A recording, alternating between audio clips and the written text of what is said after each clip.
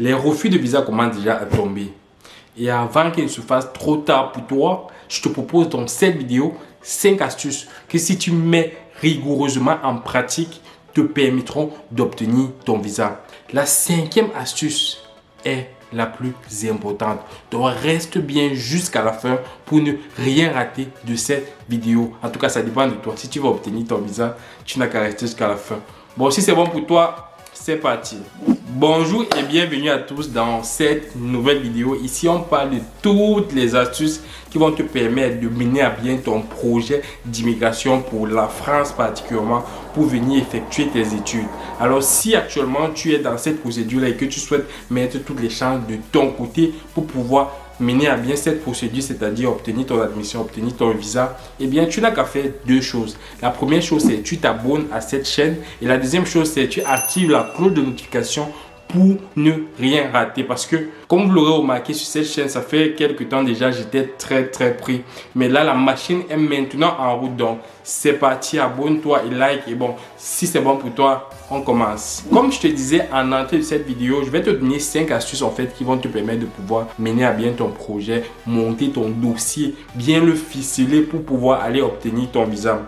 Et bien, ce qu'on va faire tout simplement, c'est lorsqu'on reçoit un refus de visa, en réalité, il y a 5 motifs de refus. Donc, ce qu'on va faire dans cette vidéo, c'est justement parcourir chacun de ces motifs et je vais te donner les astuces qui vont te permettre d'éviter chacun d'entre eux. Commençons tout simplement par le premier motif de refus de visa. Il s'agit d'un motif qui est lié au fait que vous ayez fourni des faux documents. Donc, si je paraphrase, ce qui est dit, c'est vous avez fourni des documents falsifiés. Et là, c'est même encore très grave parce que non seulement dans ce cas de figure de refus de visa, on peut te donner non seulement le refus de visa, mais en plus, on peut t'interdire l'accès au territoire français pendant 5 ans. Donc, très important, il faut à tout prix, au préalable, avant même de déposer ton dossier, te poser des questions importantes. Est-ce que dans mon dossier, il y a des pièces qui sont falsifiées? Et là, on se connaît les amis, que ce soit des bulletins, que ce soit des relevés de notes qu'on a eu à traficoter par-ci par-là pour pouvoir justement mettre toutes les chances de son côté pour obtenir son visa. La plupart du temps, Campus France peut ne même pas voir ces documents-là, c'est-à-dire, je sais pas, vous avez déclaré que vous avez obtenu 15 de moyenne en master. Et on se rend compte que le document que vous avez donné, c'est peut-être un relevé de notes de telle ou telle université. Et c'est très rapide. Il y a souvent les en-têtes de documents qui permettent de déterminer assez facilement si c'est un document falsifié ou pas. Et croyez-moi, au niveau des ambassades, il y a des méthodes, des moyens de détection de faux documents qui sont extrêmement avancés. Vous ne pouvez même pas vous imaginer. Donc, première astuce ici, lorsque tu montes ton dossier de demande de visa, il faut très bien faire attention aux documents que tu joins à ta demande de visa. Quitte à mettre un document falsifié, ne mets même pas sur le document. Mieux ça arrive là-bas. Je sais pas, on te donne un autre motif de refus qui n'est pas lié à un faux document, mais qui est lié au reste de ce qu'on va voir par la suite. Mais dès lors qu'on te dit, mon ami, tu as obtenu un refus de visa à cause de documents falsifiés. En plus, là, c'est clairement du faux et de l'usage du faux. Donc, très important pour vous qui préparez encore vos dossiers et peut-être trop tard pour vous qui avez déjà obtenu ce type de refus de visa, il faut que tous vos documents dans votre dossier soient des documents qui soient vrais, vérifiables, qu'on puisse appeler même votre établissement pour dire ok, on a un relevé ou bien alors on a, je sais pas, une assurance qui provient de votre société. Est-ce que vous pouvez nous confirmer que tel étudiant, bien, il a obtenu cette admission-là dans votre établissement? Est-ce que c'était même déjà un des étudiants qui faisait partie de votre établissement? Parfois aussi, il y a d'autres types de faux documents. Ce n'est pas uniquement lié au relevé. Ça peut être lié par exemple à vos pièces d'identité. Quelqu'un qui a par exemple utilisé des moyens non légaux pour pouvoir obtenir un passeport, une pièce d'identité, faites très attention. Et ça dépend même, d'autres personnes même n'ont même pas eu le choix parce que tu es peut-être dans un pays à l'étranger et que là, tu n'as pas obtenu un titre de séjour qui est légal. Dans ce cas de figure, tu es obligé parfois de pouvoir fabriquer des faux documents pour pouvoir aller demander ton visa. Là, ça n'engage que toi et je n'ai aucun jugement. C'est toi qui connais ta situation, c'est toi qui connais ta vie. Mais si aujourd'hui, tu veux aller faire ta demande de visa, mon ami, évite les faux documents. Le deuxième motif de refus de visa concerne vos ressources financières. Alors, il est écrit très souvent, vous n'avez pas obtenu de visa parce que vous n'avez pas montré des preuves que vous disposez de suffisamment de ressources financières qui vont couvrir votre séjour une fois que vous serez sur le territoire français. Alors là, c'est très simple. Lorsque vous ne voulez pas obtenir un refus de visa pour ce motif, dans ce cas de figure, il faudrait tout simplement donner le maximum de preuves au niveau de l'ambassade, au niveau du consulat ou alors au niveau de l'unité consulaire qui traite votre dossier pour justifier que non, comme je m'en vais en France là, moi j'ai tous les documents qui vont prouver que non, j'aurai suffisamment de ressources sur l'année à venir et voire même sur 1 ou 2 ans. Donc là, il y a beaucoup de moyens. Il y a par exemple la caution. Là, c'est le moyen le plus simple, le plus clair, qui ne pousse même pas souvent à la réflexion. C'est-à-dire, tu dis à l'ambassade que non, mon père ou ma mère ou alors ma famille a réussi à rassembler, je ne sais plus si c'est 7 400 € à peu près, qui justifie que j'irai en France pour pouvoir étudier et je n'aurai pas de problème de ressources financières. Là, c'est le premier cas. Il y a également d'autres cas de figure, comme certaines personnes vous le diront, qui consistent à faire de la prise en charge. Mais là, on est d'accord, pour ceux qui sont anciens sur la chaîne, vous savez que c'est un des moyens que je recommande un peu moins. Tout simplement, pourquoi? Parce qu'en fait, tout le monde peut bien dire que ok, je vais prendre en charge mon neveu, ok, je vais prendre en charge mon ami. Mais il n'y a pas de garantie derrière qui assure au niveau de l'ambassade que voilà, cet étudiant-là, il a bel et bien des ressources financières ou alors il est bien assuré par le fait que son frère ou sa soeur le prendra en charge. Qu'est-ce qui prouve? En réalité, il n'y a rien. C'est juste la bonne foi. C'est juste des documents de prise en charge qu'il a signé. Combien de personnes arrivent ici en France qu'on se rend compte que c'était du folklore, que la personne qui a dit qu'il allait les prendre en charge, eh bien ne les prend tout simplement pas en charge. Donc faites très attention. Si vous ne voulez pas obtenir un refus de visa pour ce motif, les amis, apprêtez tout simplement votre caution. Si vous n'avez pas la caution, cherchez quelqu'un de fiable, cherchez quelqu'un de votre famille. Je préfère même quand c'est quelqu'un de votre famille parce que il est plus difficile, quoique ça dépend des familles, mais il est plus difficile dans les vraies familles, entre guillemets, et je ne juge pas vos familles. Chaque famille est différente, chaque famille a ses problèmes. Donc, il est plus difficile pour un frère de sang direct, une fois qu'il dit que je vais prendre en charge mon frère et que son frère arrive en France, de le lâcher dans la rue, de lui demander de se chercher lui-même, bah là c'est très rare. Donc si vous ne pouvez pas opter pour ce type de caution, dans l'autre cas de figure, eh bien optez tout simplement pour des garanties, pour des prises en charge qui sont rassurées et que la personne, parce que voilà un autre point, il faudrait que la personne qui puisse vous prendre en charge dispose des ressources financières suffisantes pour pouvoir vous prendre en charge. Vous n'allez pas dire que mon frère qui, je sais pas, il a un contrat à durée déterminée en France d'1 an et il touche peut-être 1500 € par mois. C'est lui que vous voulez qu'il vous prenne en charge. Les amis, je dis souvent, très souvent, nous sommes responsables du fait qu'on nous donne le visa. Évitez au maximum tous ces feux rouges là qui pourraient vous mener au refus de visa. Donc là, c'était la deuxième astuce que je voulais vous donner. Ayez un dossier au niveau financier qui soit conforme. Ayez un dossier qui ne présente pas des alertes rouges. Comme quoi, l'étudiant aussi là, ou alors la personne qui prend en charge cet étudiant, eh bien, il ne pourra tout simplement pas le faire en raison de ses ressources financières qui sont limitées. Optez par exemple pour des personnes qui sont à contrat à durée indéterminée. Là, ça prouve que voilà, il ne pourra pas être renvoyé du jour au lendemain. Un autre facteur très important, c'est la pièce d'identité de la personne qui vous prend en charge. Comment est-ce que vous voulez que quelqu'un vous prenne en charge? Déjà, s'il a un titre de séjour étudiant. Donc, il est étudiant comme vous, mais vous voulez que ce soit lui qui vous prenne en charge. Ah, en tout cas, essayez, ça n'engage que vous. Mais quand vous obtiendrez vos refus de visa, vous serez uniquement les seuls à pleurer parce que justement, vous n'avez pas au préalable écouté ce que Tania disait. D'ailleurs, pour toutes les personnes qui veulent mettre toutes les chances de leur côté pour obtenir le visa, pour pouvoir monter un dossier solide, je dis bien solide, et qui conduira très certainement au visa, n'hésitez pas à nous écrire à l'adresse mail qui va s'afficher là.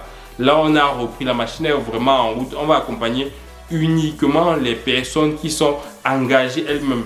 Donc voilà, si ça vous intéresse, écrivez-nous. Si vous voulez vraiment venir en France sans parier sur le hasard, écrivez-nous à cette adresse et on va travailler ensemble. On vous donnera toutes les modalités à rapport. Alors le troisième motif qui arrive très souvent, c'est un motif lié directement à votre admission. Je paraphrase une fois de plus, c'est vous n'avez pas montré suffisamment de preuves que vous avez obtenu une admission dans un établissement français. Alors là, il faut qu'on soit honnête. Ce motif-là, ça concerne très souvent des personnes qui ne sont pas passées par la procédure d'admission par Campus France. Ils ont utilisé d'autres process comme par exemple les établissements hors Campus France. Et là, c'est parfois très problématique parce qu'il ne faut pas qu'on se montre ici en France, surtout sur Internet. Il y a beaucoup de personnes qui vont vous vendre des admissions. Quand je dis vendre des admissions, c'est des établissements où tu vas suivre le process normal. Je sais pas, je vais pas citer un établissement ici pour ne pas me chercher les problèmes, mais c'est un établissement qui a son site internet qui est bien monté. Souvent, c'est les meilleurs sites même sur internet. Mais une fois que tu arrives là-bas, ils te disent que ok, on a telle formation, telle formation, telle formation. Tu passes tout souscrit à la formation et on te dit les frais d'admission à la louche comme ça, par exemple, c'est 8 000 €. Ok, on te dit que voilà, pour pouvoir obtenir l'admission, il faudra verser un acompte de 2 000 ou 3 000 €. Comme la plupart des établissements, il y a beaucoup d'établissements qui font ça et que c'est vraiment vrai. Mais il y a beaucoup d'établissements qui sont ce qu'on va appeler ici des établissements, des bandits en fait, qui vont simplement te permettre de faire suivre toute la procédure. Mais à la fin, quand tu payes, ça rentre dans la poche d'un grand boy qui est installé dans un pays, je sais pas, parfois il n'est même pas en France. Donc très important, lorsque vous souscrivez, lorsque vous faites une procédure d'admission hors Campus France, il faut être très vigilant sur l'établissement. Afin d'éviter ce type de refus là, c'est très simple. À défaut d'obtenir une admission par le biais de la procédure d'admission de Campus France, il suffit tout simplement de vérifier si l'établissement pour lequel vous postulez est habilité à vous donner une admission qui va vous permettre de venir en France étudier. Parce qu'il y a tellement, comme je vous disais précédemment, il y a tellement d'établissements qu'ils parfois même ne savent même pas qu'elles ne peuvent pas vous permettre d'obtenir le visa. Donc faites très attention. Et vous savez, c'est le business. Les établissements privés non connectés, c'est le business, c'est money, c'est l'argent. Il vous suffit d'avoir de l'argent pour obtenir de l'admission. Et parfois, elles ne vérifient même pas. Elles s'en foutent complètement de votre situation. Donc faites très attention. Ça, c'était la troisième astuce. Évitez, faites le tri des établissements non connectés lorsque vous n'avez pas l'admission directement par la procédure d'admission de Campus France. Soyez très vigilants et ne fournissez que les documents des établissements que vous avez eu à vérifier qu'ils sont certifiés, qu'ils sont habilités à pouvoir vous permettre d'obtenir votre visa pour venir ici en France étudier. Le quatrième motif qui arrive très souvent, généralement vous allez voir la plupart des personnes qui obtiennent des refus de visa, soit ils ont motif 2 et 4, soit ils ont motif 4 et 5, soit ils ont motif 2, 4, 5, soit il y a généralement toujours le motif 4. C'est pour ça qu'il faut être très attentif à ce que je vais dire. Le motif 4, déjà, qu'est-ce qu'il signifie? Il signifie en fait que vous n'avez pas montré suffisamment de preuves à l'autorité consulaire pour justifier que le fait que vous voulez venir en France, c'est réellement pour les études. En d'autres termes, on vous dit simplement que non, nous ne croyons pas en votre projet là. Vous cherchez seulement un autre moyen pour arriver ici en France, pour venir ici en France, parce qu'on sait que votre pays c'est dur là-bas, donc vous avez utilisé tous les stratagèmes. Alors cela, on ne croit pas en votre dossier. Maintenant, lorsque tu veux éviter ce type de motif, déjà ça arrive à qui ce genre de refus de visa? Ça arrive aux personnes qui, c'est un exemple, et je ne dis pas que c'est une généralité. Tu as par exemple, allez, 35 ans et on voit que tu veux venir faire une licence 3 ou alors un master ici en France. Et bien là, ça pousse à se poser des questions sur est-ce que la personne qui vient là, il vient réellement pour les études? Est-ce que ce n'est pas juste un motif? Ce n'est pas un businessman qui est derrière, qui veut venir faire ses activités? On ne sait pas. Donc ça pousse à se poser des questions. Et donc du coup, comme l'ambassade ou alors le consulat ne veut tout simplement pas trop réfléchir, on dit que non, le gars c'est là, on ne croit pas. Toi ou alors la go c'est là, on ne croit pas à ton projet. C'est prendre ton motif 4 tranquillement. Maintenant, pour éviter ce type de refus de visa, c'est très simple. Il suffit de justifier au niveau de l'ambassade, de montrer que non, comme je viens en France là, je viens pour les études. Et quand on dit on vient pour les études, il faut mettre en avant beaucoup de points. Il faut jouer sur plusieurs points qui justifient que vous venez en France pour effectuer vos études. On va prendre quelques exemples. Premier exemple, quelqu'un qui a après son master au pays, par exemple, il a eu à travailler 2 ou 3 ans et on voit qu'il veut revenir étudier. Il ne veut pas étudier dans son pays, il ne veut pas faire peut-être un autre master dans son pays, mais il veut venir directement ici en France pour étudier. Et bien ça peut pousser à l'ambassade à se poser les questions. Dans ce cas de figure, qu'est-ce qu'il faut faire? Il faut tout simplement justifier que monsieur ou c'est madame l'ambassadeur, je vais en France parce que je veux peut-être approfondir ma formation que j'ai eue, ou alors je me suis rendu compte que l'expérience que j'ai eue ne me permet pas d'atteindre un certain type de poste. Ça peut être des postes de manager par exemple, où on demande d'autres compétences. Et là justement, on a une histoire qui est cohérente. On n'a pas juste quelqu'un qui a, je sais pas, fait une licence, après il a fait 3 ans ou 4 ans dans une entreprise, après subitement il veut venir en France pour pouvoir faire son master, et là ça fait poser des questions. Là clairement on va comprendre que la personne, oui, il a eu le temps au cours de ces 3 dernières années-là pour pouvoir mûrir son projet, de pouvoir acquérir certaines compétences, mais il se sent maintenant, il ne parvient plus à progresser tout simplement dans son entreprise. Et là, il veut le retourner sur les bancs pour pouvoir obtenir des compétences supplémentaires. Et là, ça peut être compréhensible. Donc, faites des lettres explicatives. Écrivez au niveau de l'ambassade, faites des lettres dans lesquelles vous expliquez que non, mon projet, première étape de mon projet, c'est comme ça. Déjà, expliquez, rappelez peut-être votre parcours antérieur et montrez le lien entre votre parcours antérieur et justement le reste de la procédure que vous vous engagez, les études que vous vous engagez pour aller faire en France. Donc, montrez clairement que, ok, voici mon parcours antérieur. Mon parcours antérieur, j'ai peut-être fait une licence en mathématiques, machin truc.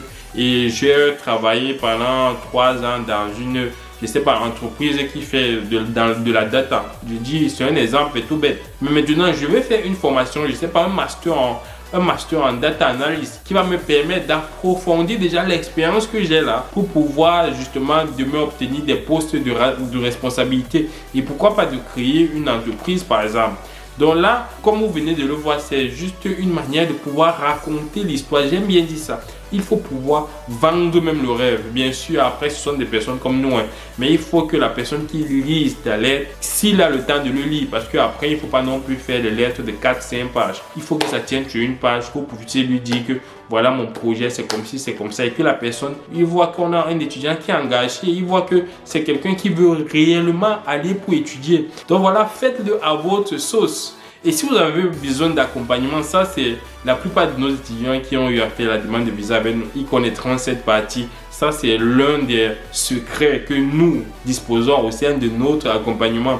Et ça, on le met à la disposition de toutes les personnes qu'on accompagne. Et très souvent, ça finit par aboutir à un visa, à l'obtention de visa et des remerciements par-ci par-là. Donc voilà, si vous voulez être accompagné par Tanial et son équipe, voilà, une fois de plus, je remets l'adresse mail. Mais sans plus tarder, on va passer au motif numéro 5 et donc à l'astuce numéro 5 qui est la plus importante de cette vidéo. Déjà, le motif numéro 5 qui, après le motif numéro 4, est le plus régulier lorsque vous voyez des gens qui obtiennent des refus de visa. Je le dis ça parce qu'une fois de plus, je vois toutes sortes de réponses passer. Vous m'écrivez. D'ailleurs, dites-moi en commentaire où vous en êtes dans cette vidéo, dans les commentaires de cette vidéo. Est-ce que vous avez eu à déposer votre dossier? Est-ce que vous êtes en train de monter votre dossier? À quel niveau vous trouvez? Est-ce que vous avez obtenu une admission? Est-ce que je veux tout savoir? Dites-le moi dans les commentaires. Et c'est comme ça que justement je me permettrai dans les prochaines vidéos de pouvoir axer le sujet sur vos problématiques. Alors le motif numéro 5, je vais une fois de plus paraphraser, dit que les informations que vous avez fournies dans votre demande de visa sont incomplètes ou alors ne permettent tout simplement pas de justifier des conditions de votre séjour en France. Là, c'est un motif qui est parfois difficile à comprendre parce que ça peut concerner quasiment tout ce que je viens de vous dire. Ça peut d'une part concerner les ressources financières, auquel cas, là, on va également vous accompagner sur le motif du motif 3. Ou alors, ça peut concerner également les conditions de séjour, votre logement. Comment est-ce que vous serez hébergé en France? Est-ce que vous serez dans votre appartement ou alors est-ce que vous serez hébergé par quelqu'un? Et donc, là, vous savez que moi, je suis très cash et je priorise. Lorsque quelqu'un veut venir en France pour effectuer ses études, si ça dépend de moi, il faut chercher ton propre logement. C'est bien beau de dire que ok, j'ai des personnes qui vont m'héberger. C'est bien, moi je suis d'accord. Ça permet en plus de pouvoir économiser un peu d'argent. Mais est-ce que c'est cette économie d'argent là? Est-ce que ça vaut vraiment ton visa? Est-ce que c'est peut-être les 300, 400, 500 euros que tu vas dépenser pour ta réservation de chambre qui vont permettre de pouvoir obtenir ton visa? Est-ce que c'est ça que tu veux économiser? Est-ce que tu es capable de vendre ton visa pour cette somme-là? Ce que moi je conseille, c'est que même si tu as un projet, que tu connais quelqu'un qui est en France, qui est même d'ailleurs dans la ville dans laquelle tu pars pour étudier et que cette personne pourra t'héberger, pour ta demande de visa, ne te casse pas la tête. Cherche un logement si c'est possible. cherche un logement dans la ville dans laquelle tu as été accepté. Je sais parfois ce n'est pas du tout évident vu la tension locative en plus qu'il y a en France dans certaines villes, surtout quand on est sur Paris. Mais si tu peux, priorise la recherche d'un logement. Demande à la personne que tu connais, même là dans la ville, là, de t'aider à chercher le logement. Il y a plusieurs solutions. La personne la plus se rendre disponible. On a souvent besoin de quelqu'un qui puisse aller faire des visites directement sur place en fait. Et là, ça fait preuve de plus de garantie parce que mettez-vous à la place d'un propriétaire qui loue son appartement ici en France. Tu es un étudiant qui est de l'autre côté de la planète, en plus dans un pays, je ne sais pas, de l'autre côté en Afrique là-bas. Et là, il te dit que ouais, je vais venir en France. Il n'a même pas le visa.